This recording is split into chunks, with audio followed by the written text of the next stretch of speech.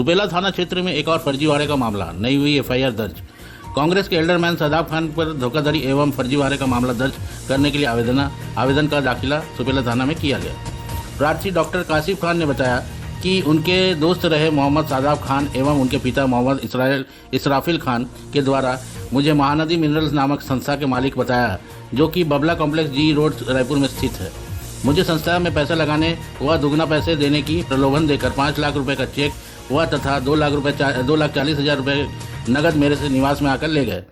मोहम्मद इसराफिल व उनके पुत्र शादाब खान ने अपने क्रेशर प्लांट में मेरे ट्रक भी लगवाए और मुझे झांसा देकर मेरे नाम से टाटा हाईवा, जिसकी किस्त कुल कीमत 25 लाख रुपए है, फाइनेंस करवाया।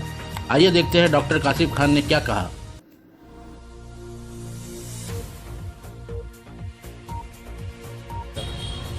ठीक है, बताएंगे क्या मामला हुआ था, कैसे धोखाधड़ी और क्या नाम है?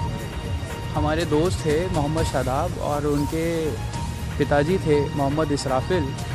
वो मेरे पास में संपर्क किए, काफ़ी टाइम पहले से उनसे मेरी दोस्ती थी। संपर्क जब उन्होंने किया तो 2014 अगस्त का वक्त था। उन्होंने बताया कि हमारे क्रेशर प्लांट में आप अगर पैसे लगा देते हैं तो मैं आपको कुछ मुनाफा करा सकता हूँ। तो मैंने जब उनसे डिटेल पूछी कि आप क्या करेंगे ऐसे करके, तो उन्होंने मुझे बताया कि अगर आप मेरे क्रेशर प्लांट में पैसे लगाते हैं तो उस राशि के एवज में मैं आपको कुछ प्रॉफिट दूंगा, जो मेरे प्लांट का प्रोडक्शन होगा। गिट्टी खदान था उनका। एज़ वेल एज़ अक्टूबर मंथ में मैं आपको एक ट्रक आपका जो है वो वहाँ पे लगवा दूंगा, जिससे मासिक 1,20,000 रुपये किराया आपको हर महीने प्राप्त होगा। तो मैंने कहा ठीक है, अगर मैं पैसे लगा देता हूँ तो उसके बाद उसकी गारंटी क्या है। तो उसकी गारंटी के एवज में उन्होंने मुझे 5 लाख रुपए का चेक और 2,40,000 का चेक एक मुझे दिया उन्होंने कि आप इसको रखिए, जिसको आप 10/6/2015 को बैंक में लगाकर अपने पैसे आप प्राप्त कर सकते हैं और एक एग्रीमेंट कर लीजिए। मैंने कहा ठीक है।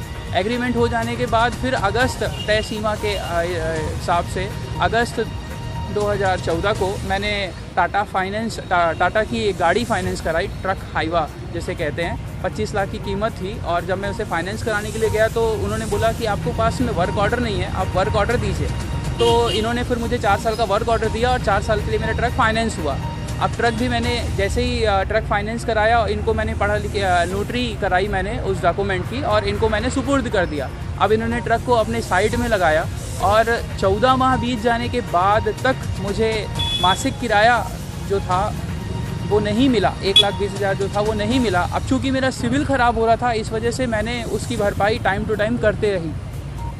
14 महीने के बाद में जब मैंने इनसे प्रेशर बनाया कि आप मेरे पैसे वापस करिए, क्योंकि वो 7,40,000 और यहाँ से मेरा जो मासिक किराया था 16 लाख समथिंग कुछ हो रहा था, उसके एवज में जब मैंने बोला तो इन्होंने बोला कि बेटा हमारा प्रेशर प्लांट अभी डाउन है और हमारी तबीयत भी ठीक नहीं है। और वाकई में उनकी उस समय तबीयत ठीक नहीं थी, तो उन्होंने मुझसे और समय मांगा। मैंने समय दिया।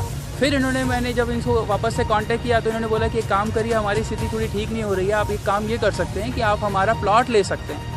मैंने कहा ठीक है, आप मुझे उसके पेपर दीजिए, मैं उसको वेरीफाई करूंगा, देन आफ्टर फिर मैं आपसे बात करूंगा।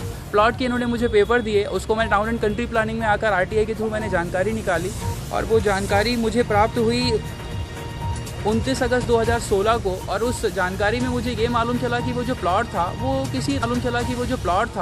किसी रायपुर की नवकार फर्म के नाम से रजिस्टर्ड था। मतलब प्लॉट पाक साफ नहीं था। तो मैंने अपने कदम पीछे ले लिया और मैंने बोला कि ये प्लॉट मैं नहीं ले सकता और ये ठीक नहीं है, प्लॉट ये किसी दूसरे के नाम पे। तो उन्होंने बोला कि आप उसका को करेंगे तो मैं नहीं कुछ कर सकता, आपको आप जो कर सकते हैं करिए और भविष्य में बुरे परिणाम की आप भुगतने की बताया।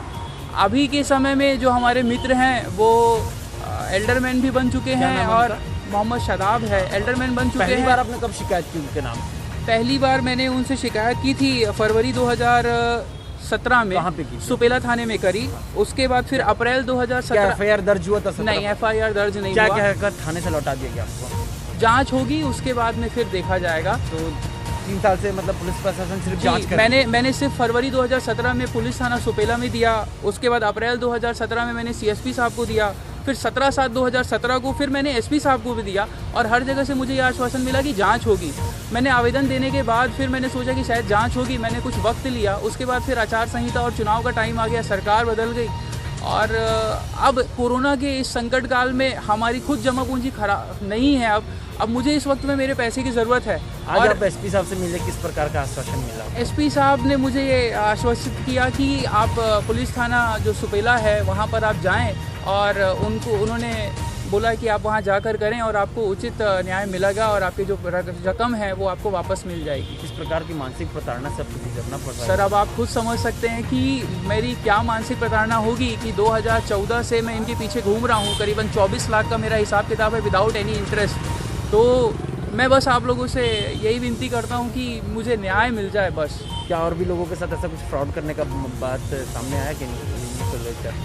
सर मुझे उसके बारे में जानकारी नहीं है, लेकिन क्योंकि ये कांग्रेस में अभी एल्डरमैन बने हैं और जाहिर सी बात है कि एल्डरमैन बने हैं तो किसी न किसी बड़े नेता के उसमें इनको नियुक्ति मिली होगी। एल्डरमैन की नियुक्ति होती है, ना कि उनका इलेक्शन होता है, नियुक्ति होती है। तो इनकी पूछ परख ऊपर में बहुत अच्छी है, तो मुझे उसका भी बहुत डर है क्योंकि घर में मेरे पिताजी है नहीं, सोर्स ऑफ इनकम सब कुछ मेरे से ही चलता है। तो मुझे उस बात का भी डर लगा रहता है कि कहीं ये कुछ गलत ना कर दें या किसी से कुछ करवा ना दें। नेता नगरी है, कुछ भी हो सकता है। तो मैं सरकार से यही उम्मीद करता हूँ कि मुझे न्याय मिल जाए। क्या इनके पास राजनीतिक पावर है इसीलिए इतना दिन से आपका एफआईआर नहीं हो पाया? आप कह सकते हैं 2017 से 2020 में है हम और मामला 2014 का है, तो बिल्कुल कह सकते हैं कि इनके पास में कुछ तो पावर है। क्या चाहते हैं? सर मैं न्याय चाहता हूँ, मुझे पैसे मिल जाएं बस। परिचय देंगे? मेरा नाम मोहम्मद कासिफ खान है और मैं एक प्राइवेट कोचिंग में फ़िज़िक्स पढ़ा